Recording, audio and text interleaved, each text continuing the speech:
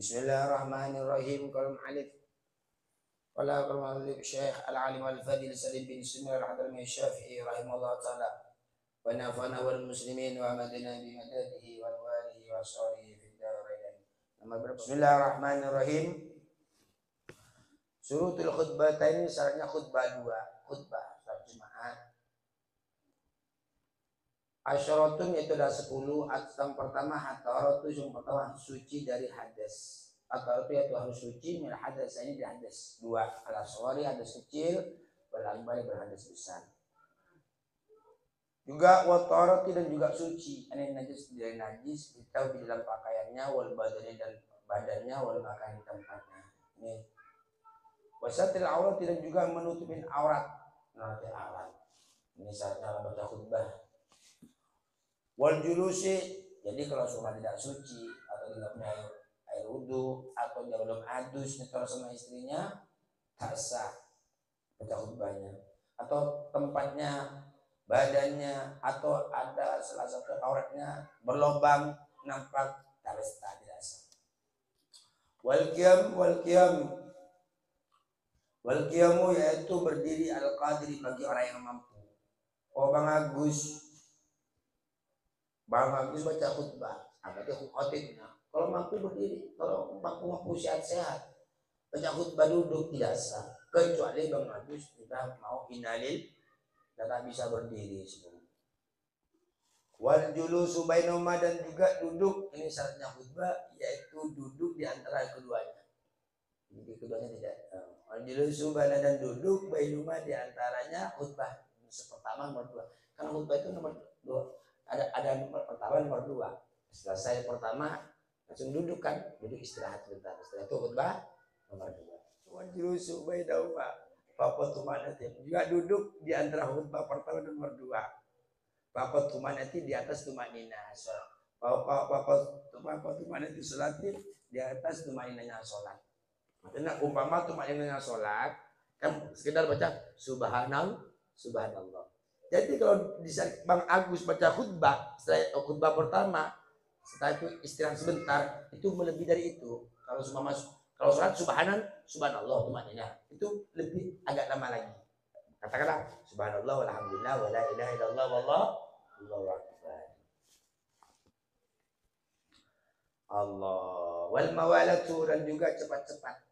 Bainahuma di antara khutbah yang pertama dan khutbah nomor 2. Artinya jedahnya tidak boleh terlalu lama, betul tidak. Cepat-cepat di antara khutbah, cepat dan lambatnya itu tergantung dari adat istiadat kita. Kalau 3 menit dianggap sedang, ya udah cepat. Dianggap 3 menit dengan cepat, 5 menit dianggap cepat dengan khutbah yang pertama, ya udah itu yang makan cepat. Wal mawadatu bainahuma wa bainas sholati dan juga saja khutbah cepat-cepat di antara khutbah 1 nomor 2 dan di antara wa bainas sholati dan di antara sholat. Kan selesai khutbah, kan setelah itu mau sholat. Nah itu juga kita harus cepat-cepat. Kalau udah selesai, ya langsung kita sholat. Wa antakuna dan juga syaratnya khutbah. Wa antakuna bil arabiyati. Juga syaratnya yaitu bahasa Arab. Oh Bang Agus baca khutbah dengan segala puji bagi Allah dan Rasulullah. Mohon terjemah semua bahasa Indonesia tidak sah itu. Khutbah itu harus, makanya di rukun khutbah itu harus bahasa Arab. Alhamdulillahilladzi qassama az-zamana wa ma'katan. Tak boleh dengan bahasa selain bahasa Arab. Bahasa Cina kah, bahasa Indonesia kah, bahasa Madura kah, enggak boleh. Harus wa'antakuna bil arabiyati, harus khutbah tersebut khutbah pertama ataupun nomor 2 dengan bahasa bil arabiyati, dengan bahasa Arab. Juga syaratnya khutbah wa yasma'aha arba'ina. Wa yasma'aha dan juga syaratnya khutbah harus mendengarkan sang khotib kepada khutbah nomor 2, pertama dan nomor 2. Oh Bang Agus baca khutbah harus arba'ina, jumlahnya 40 orang. Jadi 40 orang tersebut kita harus dengar. Umpama tidak sampai 40 yang tidak sah khutbahnya Bang Agus. Tidak sah. Jadi harus Bang Agus mendengar baca khutbah nyaring-nyaring, sekiranya orang 40 dengar. Allahumma sholli ala Muhammad. Kalau jemaahnya 1000 Ustaz, dengar semua enggak masalah. Paling dikit itu orang 40 harus dengar semua itu. Itu pun harus laki-laki. Bencong enggak, yang apa? Yang perempuan enggak terhitung karena tidak wajib. Anak kecil tidak wajib. Yang vokalak yang balik, yang laki-laki, yang merdeka, kalau budak tidak. Jadi 40 tersebut yaitu orang ahror. Seumpama dicampur budak Ustaz, apakah boleh kurang 40? Atau sholat Jumat kurang 40? Ya kalau kita bicara madhab atau pindah imam tidak boleh. Nah kan begitu. Wa yasma'ahuma arba'ina, dan juga harus mendengarkan bismillah, bisa mendengarkan sang khatib kepada khutbah pertama dan khutbah nomor 2 arba'ina, yaitu 40 orang. Tadi kan contohnya Bang Agus baca khutbahnya. Kalau sekarang tuh kalau nggak dengar berarti itu tuli. Kok begitu Ustaz? Karena ada mic sekarang. Mic. Nah, mic ini wasilah daripada suara yang kecil. Wa antakun, jadi mic ini salah satu wasilah kebaikan. Mic salah satu wasilah kejelekan juga. Mic kita pakai untuk ngaji, mic kita pakai untuk baca khutbah, bagus kan? Bagus nggak? Bagus. Tapi sebaliknya, mic juga wasilah ila syarr. Juga mic ini bahasa Arabnya mukabbirus saut. Sauti. Mic ini mukabbirus saut, membesar suara. Umpama mic dipakai maksiat bisa. Karaoke, joget-jogetan, supaya campur aduk, wah itu. Berarti mic juga bisa membawa kebaikan, wasilah kebaikan, juga wasilah kejelekan. Allahumma sholli ala Muhammad. Begitu juga contohnya laksana HP. HP itu kalau kalian pakai kebaikan bisa. Sebaliknya dan sebaliknya. Wa antakuna, kembali pembahasan bab khutbah. Sang khatib harus mendengarkan khutbah pertama dan juga khutbah nomor 2 kepada orang jumlahnya 40. Wa antakuna kullaha.